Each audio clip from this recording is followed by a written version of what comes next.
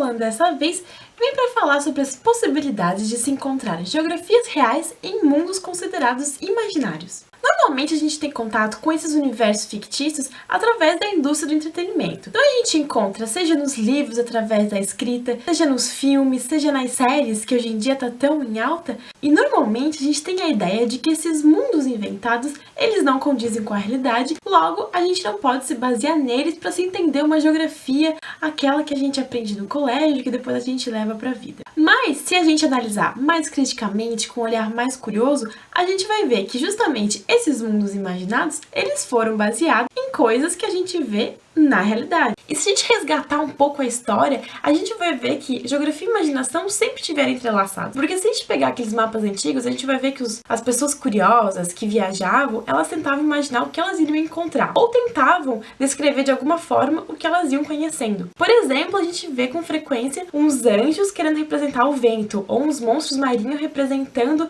o que poderia acontecer nessas viagens, que eles tinham medo do que eles iriam encontrar. E aí que eu entro num paradoxo, né? Será que com as tecnologias, com essa imersão de Google Earth, Google Maps, GPS, de imagem de satélite, a gente restringiu um pouco a nossa imaginação? Ou pelo contrário, pelo fato da gente ter cada vez mais conhecimento, a gente queira sair um pouco do real e imaginar outras possibilidades de mundo?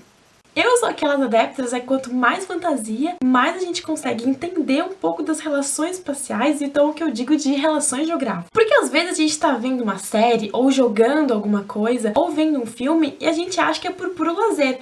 Mas, de certa forma, a gente tá sendo educado, a gente tá criando e construindo conhecimentos acerca de outros lugares do mundo, de outras possíveis relações sociais e espaciais. Um grande exemplo desses universos fictícios é o mundo mágico de Harry Potter. Além de eles criarem toda uma escola de magia, com professores e com uma camada da sociedade que detém alguns poderes, a gente consegue também relacionar um pouco do real ali. O filme, ele começa numa cidade que existe de fato, que é Londres, e a autora, de alguma forma, ela cria novas funções e outros caminhos que levam para esse mundo paralelo do Harry Potter. Por outro lado, a gente também consegue reconhecer onde foram gravadas algumas cenas que são locais que existem mesmo no mundo real. Então a gente vê uma mistura dessa magia com o que é de fato verdadeiro. E aí também tem a questão das relações espaciais. A gente vê alguns elementos, alguns objetos do nosso dia a dia criando outras funções, como os jornais, que eu achava algo incrível, que os jornais eles falavam, eles tinham os vídeos e se mexiam. Mas se a gente for ver hoje em dia, o que são os tablets, os Kindles, e que são basicamente uma tela fina, que querem se assemelhar ao papel,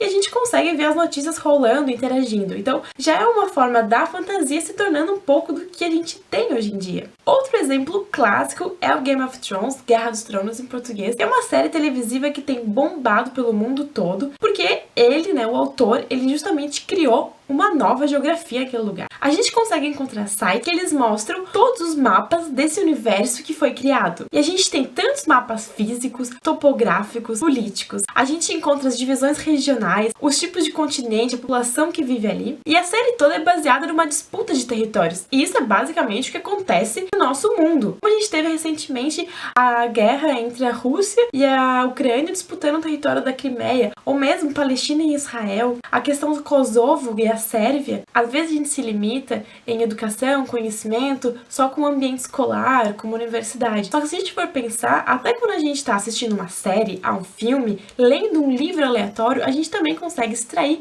conhecimentos geográficos e outras percepções acerca de um mundo ou do nosso próprio mundo. Resumindo a mensagem desse vlog, se a geografia é uma ciência que estuda essas combinações e relações espaciais entre o meio físico, biológico, humano, social e econômico, por que não encontrar geografias dentro desses mundos que são inventados? Se você quiser ler sobre isso e ver algumas referências, alguns mapas, alguns sites, é só acessar no link que vai estar aqui embaixo e ver a matéria escrita no meu blog.